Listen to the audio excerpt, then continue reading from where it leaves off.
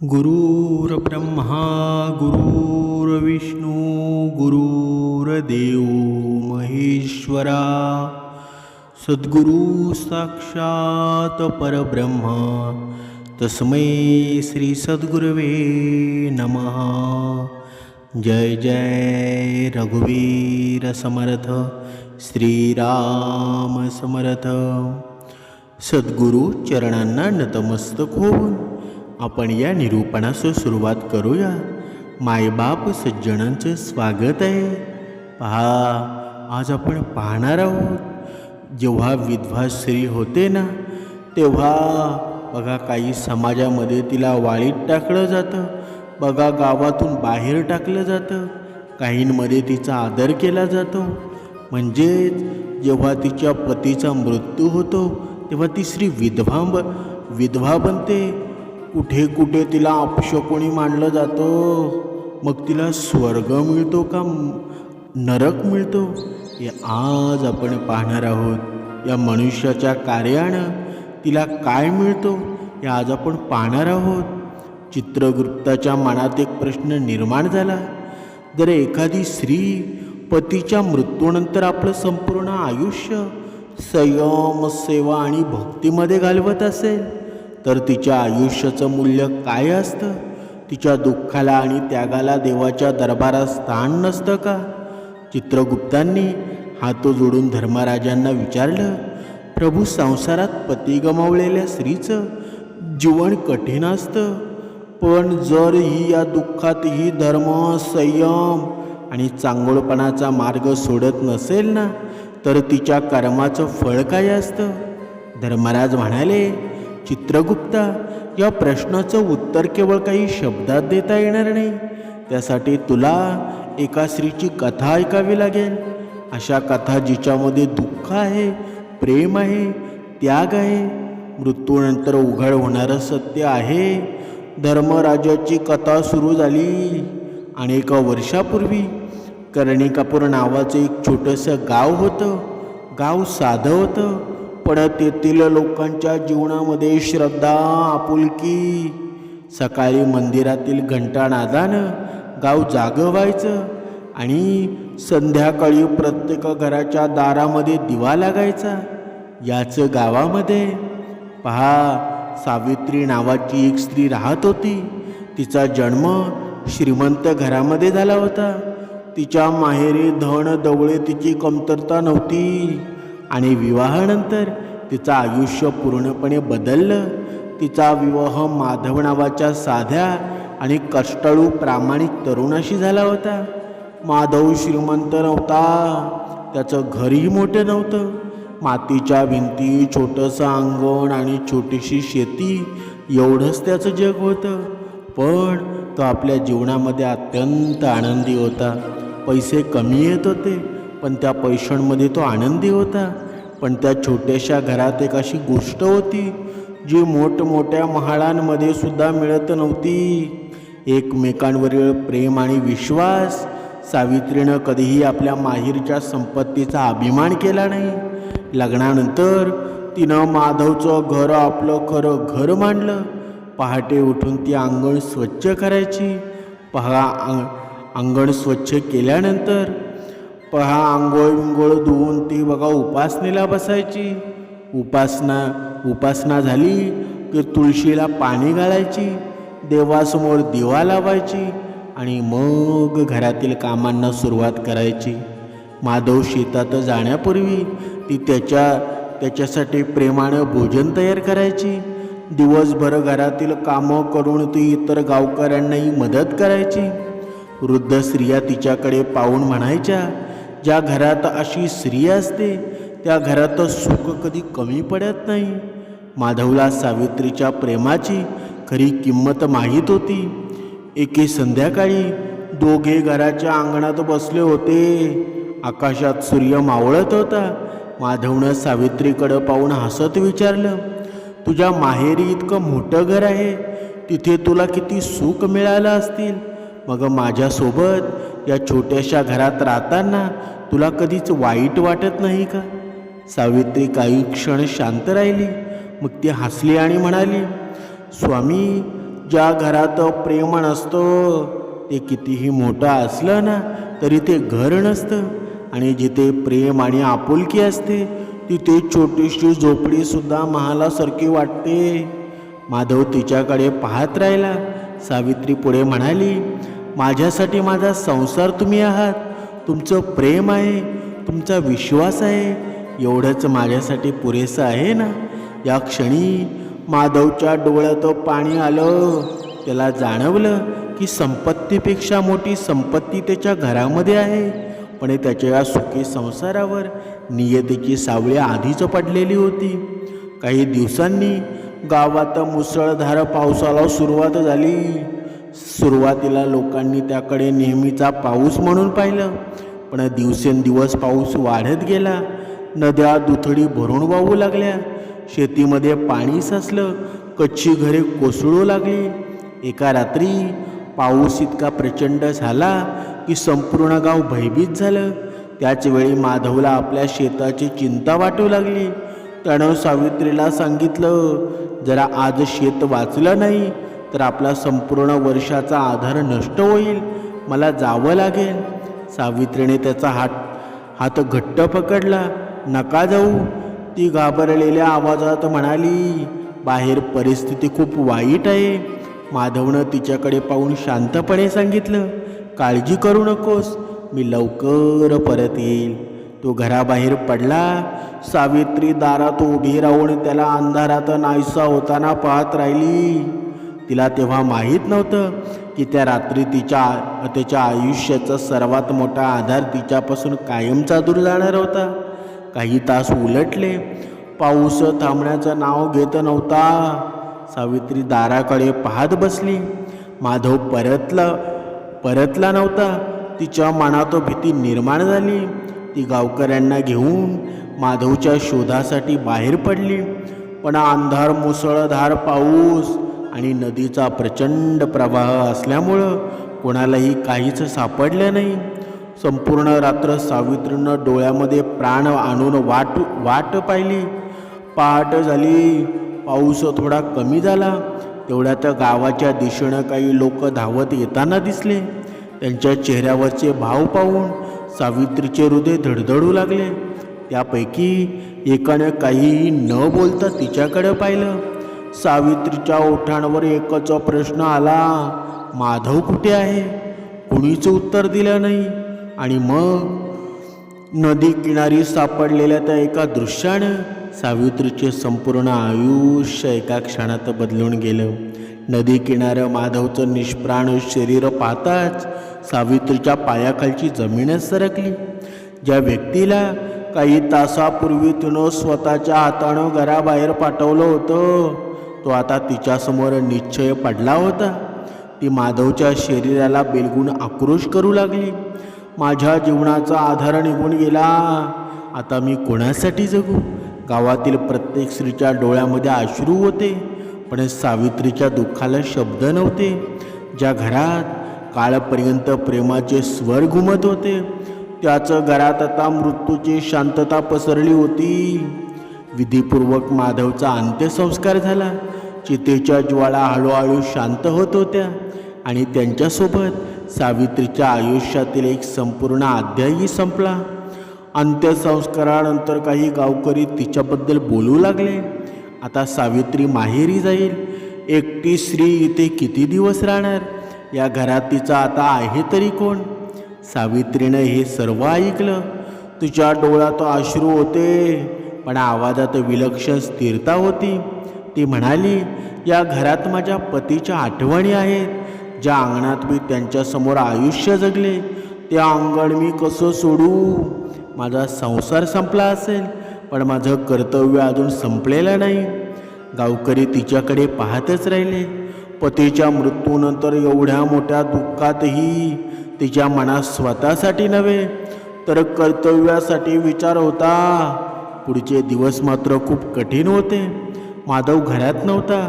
शेतीची जबाबदारी तिच्यावर आली. उत्पन्नाचा आधार राहिला नव्हता. घरात वृद्ध सासू सासरे होते. सावित्री समोर प्रत्येक दिवस एक नवी परीक्षा घेऊन उभा राहत होता, पण तिनं हार मानली नाही.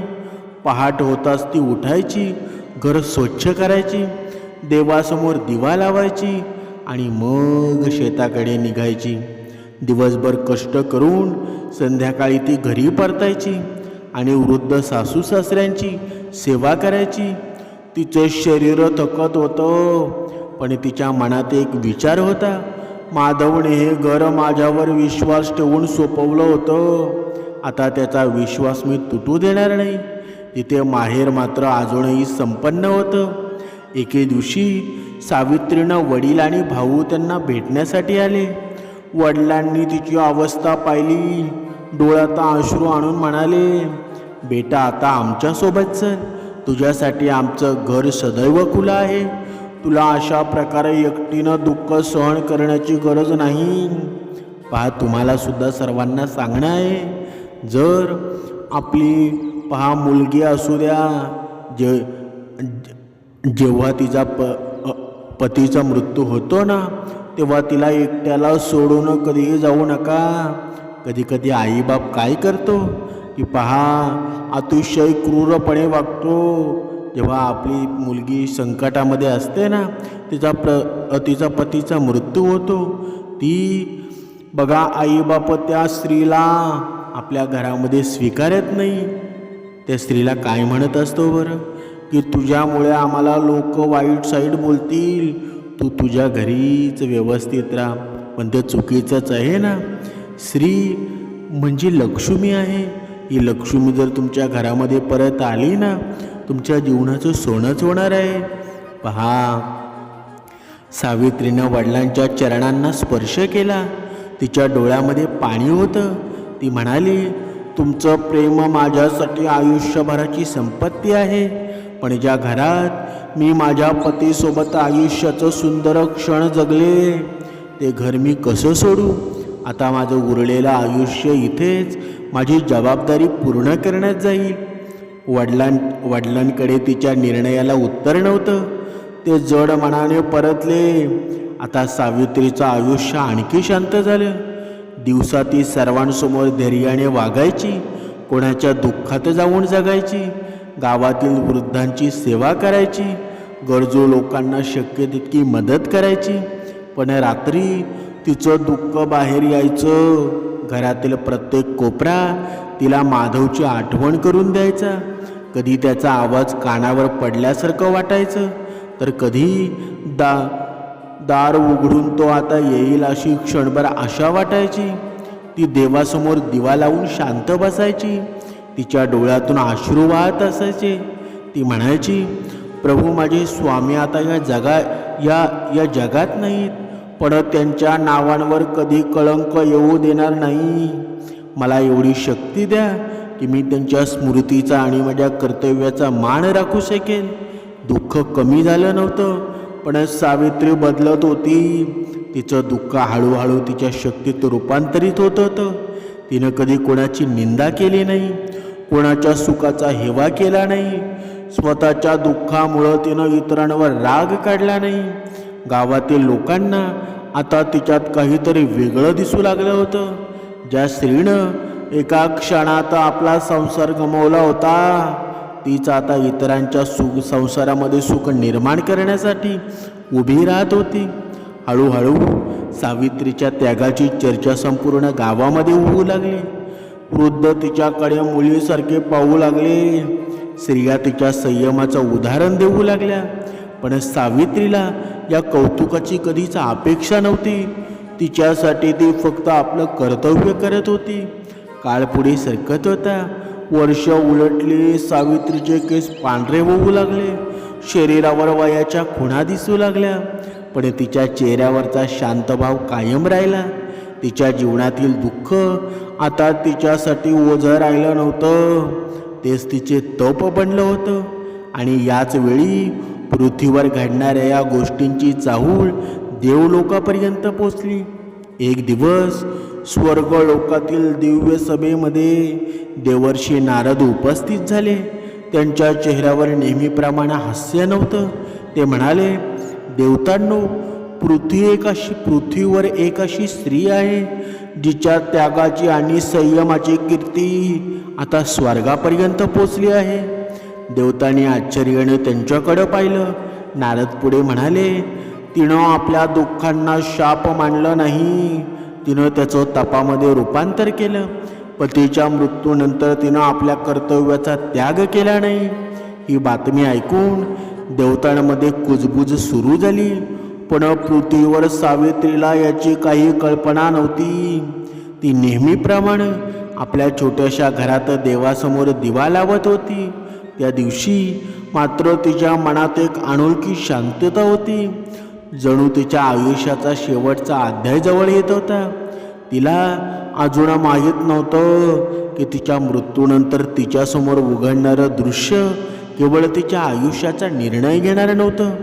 एक दिवस सावित्रीला जाणवलं की तिच्या आयुष्याचा शेवट जवळ आला आहे. शरीर थकलं होतं, पण मनात कोणतीही भीती नव्हती. तिच्या चेहऱ्यावर एक विलक्षण शांतता होती. तिनं नेहमीप्रमाणे देवासमोर दिवा लावला. काही क्षण डोळे मिटून ती शांत बसली. तिच्या मनामध्ये माधवच्या आठवणी होत्या, पण त्या आठवणी आता अश्रू आणत नव्हत्या. उलट तिच्या चेहऱ्यावर समाधान होतं. काही वेळानं सावित्रीने या जगाचा निरोप घेतला. तिच्या अंत्यसंस्काराच्या वेळी वातावरणामध्ये एक विलक्षण शांतता होती. पण तिच्या देहाचा अंतिम संस्कार होत असताना जणू वातावरण एक अद्भुत सुगंध पसरला. आणि मग सावित्रीची आत्मा त्या शरीरापासून वेगळी झाली. तिच्या समोर एक अद्भुत मार्ग प्रकट झाला. तो साधा मार्ग नव्हता. चारही बाजूंनी सोनेरी प्रकाश पसरला होता. आकाशातून फुलांचा वर्षाव होत होता. दूरवरून वीणेचा मधुर स्वर ऐकू येत होता. सावित्री आश्चर्याने आजूबाजूला पाहत होती. मी कुठे आले आहे? तेवढ्यात तिच्या समोर 2 दिव्य आकृती प्रकट झाल्या. त्यांनी सावित्रीकडे आदरानं पाहिलं आणि म्हणाले, देवी तुमचं स्वागत आहे. सावित्रीला काहीच समजत नव्हतं. तिनं विचारलं, पण माझ्यासारख्या साध्या स्त्रीसाठी हा दिव्य मार्ग का? त्यावर त्या दिव्य दूतांनी उत्तर दिलं, तुमच्या आयुष्यातील त्याग, संयम, कर्तव्यानं हा मार्ग तुमच्यासाठी खुला झाला आहे. सावित्री काही क्षण निशब्द राहिली. तिला आपल्या आयुष्यातील प्रत्येक दुःख आठवू लागलं. माधवचा मृत्यू, रिकामं घर, एकटेपणाच्या रात्री, वृद्ध सासू सासऱ्यांची सेवा आणि स्वतःच्या दुःखाला मनात दडवून इतरांना दिलेला आधार. ज्या गोष्टी तिला आयुष्यभर दुःख वाटत होत्या, त्याच गोष्टी तिच्यासमोर तिच्या जीवनाची खरी संपत्ती म्हणून उभ्या होत्या. ती पुढे म्हणाली, ती पुढे निघाली. काही क्षणात तिच्यासमोर स्वर्गाचे विशाल द्वार आलं. द्वार उघडतात तिच्या डोळ्यासमोर असं दृश्य आलं की तिचा श्वासच थांबला. चारही बाजूंना दिव्य प्रकाश होता. कुठेही दुःख नव्हतं, कुठेही आजार नव्हता. वातावरणात शांतता होती आणि आकाशातून सुगंधित फुलांचा वर्षाव होत होता. देवांगना तिच्या स्वागतासाठी पुढे आल्या. पुण्यात्मे, स्वर्ग लोकात तुमचा प्रवेश आहे. सावित्रीच्या डोळ्यामध्ये अश्रू आले, पण ते दुःखाचे नव्हते, ते समाधानाचे होते. तेवढ्यात धर्मराज तेथे आले. त्यांना पाहता सावित्रीनं हात जोडले. धर्मराज म्हणाले, सावित्री, पृथ्वीवर तुला अनेक दुःखांना सामोरे जावं लागलं, पण तू त्या दुःखांमुळं धर्माचा मार्ग सोडला नाहीस. पतीच्या मृत्यूनंतर तू आपल्या कर्तव्यापासून दूर गेली नाहीस. तू वृद्धांची सेवा केलीस, परिश्रम केले आणि आपल्या चरित्राची शुद्धता जपलीस. सावित्री शांतपणे ऐकत होती. धर्मराज पुढे म्हणाले, म्हणूनच तुझ्यासाठी स्वर्गाचं दार उघडलं आहे. हे ऐकताच सावित्रीने नम्रपणे डोकं झुकवलं. ती म्हणाली, प्रभू, मी काही मोठं केलं नाही, मी फक्त माझं कर्तव्य केलं. धर्मराजांच्या चेहऱ्यावर समाधानाचं हास्य उमटलं. याचं कारणामुळं तू महान आहेस.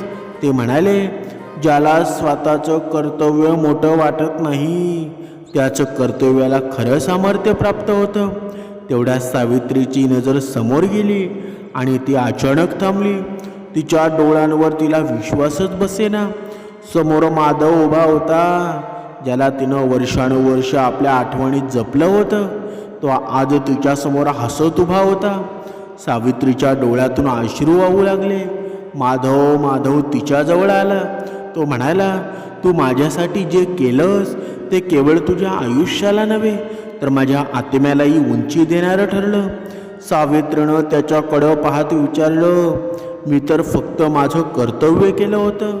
माधव हसला, तुझ्यासाठी हे कर्तव्य होतं, पण त्या कर्तव्यात तुझं प्रेम त्याग निष्ठा होती. म्हणूनच आज आपण पुन्हा एकत्र आहोत. त्या क्षणी सावित्रीला आपल्या संपूर्ण आयुष्याचा अर्थ समजला. पृथ्वीवर तिला वाटत होतं की ती एकटी आहे, पण तिच्या प्रत्येक अश्रूंची नोंद होत होती. तिच्या प्रत्येक त्यागाचं मोल होतं. तिच्या प्रत्येक सेवेला अर्थ होता आणि तिच्या प्रत्येक कठीण निर्णयाची परीक्षा घेतली जात होती. हे दृश्य पाहून यमलोकात उभे असलेले चित्रगुप्तही भावूक झाले. त्यांनी धर्मराजांना नम्रपणे विचारलं, प्रभू, मग जगातील लोक विधवा स्त्रीला अपशकुन का मानतात? तिचे रंग हिरावून घेतात, तिच्या आयुष्यावर बंधनं घालतात आणि तिला दुर्भाग्याचं प्रतीक मानतात. हा धर्म आहे का? धर्मराजांनी चित्रगुप्तांकडे गंभीरपणे पाहिलं नाही. या सभेत पुन्हा शांतता पसरली. पहा, म्हणजे थोडक्यामध्ये आहे ना, पाहायचं झालं ना, जी विधवा स्त्री आहे ना, एवढ्या चांगल्या गुणांमुळं स्वर्गामध्ये जाते. पुढे धर्मराज म्हणाले, विधवा होणं हा कोणताही स्त्रीचा अपराध नाही. पतीचं निधन ही तिच्यावर आलेली एक कठीण परिस्थिती आहे. त्या परिस्थितीमुळं तिचं मन, तिचं अस्तित्व किंवा तिचं माणूसपण कमी होत नाही. चित्रगुप्त शांतपणे ऐकत होते. धर्मराज पुढे म्हणाले, संसारात अनेकदा लोक परंपरेला धर्म समजतात, पण ज्या परंपरेत करुणा नाही, सन्मान नाही, दुःख व्यक्तीला आधार नाही, ती धर्माची खरी भावना असू शकत नाही. स्त्री केवळ कोणाची पत्नी म्हणून ओळखली जात नाही. ती स्वतःमध्ये एक स्वतंत्र अस्तित्व आहे. ती आई आहे, मुलगी आहे, बहीण आहे, कुटुंबाला जोडणारी शक्ती आहे. चित्रगुप्ताच्या डोळ्यामध्ये अश्रू आले. धर्मराजांचा आवाज अधिक गंभीर झाला. विधवा स्त्रीचा सन्मान हिरावून घेणं हा धर्म नाही. तिच्या दुःखामध्ये तिच्या सोबत उभं राहणं, तिला आधार देणं आणि तिच्या आयुष्याला पूर्ण अर्थ मिळवून देणं हीच खरी मानवता आहे ना. क्षणभर धर्मराज थांबले आणि ते म्हणाले, आणि हे लक्षात ठेव, चित्रगुप्त, स्वर्गाचा मार्ग स्त्री विधवा आहे की अविवाहित यावर ठरत नसतो. तिच्या कर्मावर, तिच्या आचरणावर आणि तिच्या अंतःकरणावर तिच्या कर्माचं फळ ठरतं. चित्रगुप्तांनी हात जोडले. त्यांच्या मनातील सगळे प्रश्न संपले. आता समजलं होतं की सावित्रीला स्वर्ग मिळण्याचं कारण तिथे विधवा असणं नव्हतं आणि तिच्या जीवनातील दुःखही नव्हतं. तिच्या स्वर्गप्राप्तीमागे होते तिचे कर्म आणि तिचा त्याग होता, तिचा संयम होता, तिची सेवा होती आणि सर्वात म्हणजे तिनं आपल्या दुःखाला इतरांसाठी द्वेष बनवू दिला नाही. धर्मराजांनी शेवटी सांगितलं, जगाने तिच्याकडं दुर्भाग्य म्हणून पाहिलं, पण तिच्या कर्मांनी तिला पुण्यात्मा सिद्ध केलं. या सभेत पुन्हा शांतता पसरली. पण यावेळी ती शांतता प्रश्नांची नव्हती, ती एका सत्याची होती. सावित्रीची कथा इथे संपली, पण तिचा संदेश मात्र तिथेच थांबत नाही. कारण पतीला गमावलेल्या प्रत्येक स्त्रीच्या डोळ्यामध्ये एकच प्रश्न असतो, माझं आयुष्य आता संपलं का? पहा, यावरून आपण बोध घ्यायला हवा. अजिबात संपत नाही. दुःखाने आयुष्याचा एक भाग हिरावून घेतला तरी संपूर्ण आयुष्य हिरावून घेता येत नाही. विधवा होणे हा अंत नाही, ती एक कठीण परीक्षा असू शकते. पण त्या परीक्षेनंतर ही स्त्रीला सन्मानानं, धैर्यानं आणि स्वतःच्या इच्छेनुसार आयुष्य जगण्याचा पूर्ण अधिकार आहे. सावित्रीनं पृथ्वीवर एकच गोष्ट सिद्ध केली, माणसाची खरी ओळख त्याच्यावर आलेल्या संकटाने होत नाही, पण त्या संकटात तो कोणता मार्ग निवडतो यावर होते. आणि म्हणूनच ज्या स्त्रीला जगाने कधी दुर्भाग्याचं प्रतीक समजलं होतं, तिच्यासाठी मृत्यूनंतर स्वर्गाचं दार उघडलं. पहा, मनुष्याचं सुद्धा असंच आहे ना, की आपण जेवढे कर्म चांगले करू ना तेवढं आपण भगवंतापर्यंत पोचू. म्हणून हे निरूपण तुम्हाला समजलं असेल. स्त्री असो अथवा पुरुष असो, विधवा स्त्री असो किंवा कोणीही असो, ज्याचे कर्म चांगले आहेत ना तो भगवंतापर्यंत पोचल्याशिवाय राहत नाही. जय जय रघुवीर समर्थ.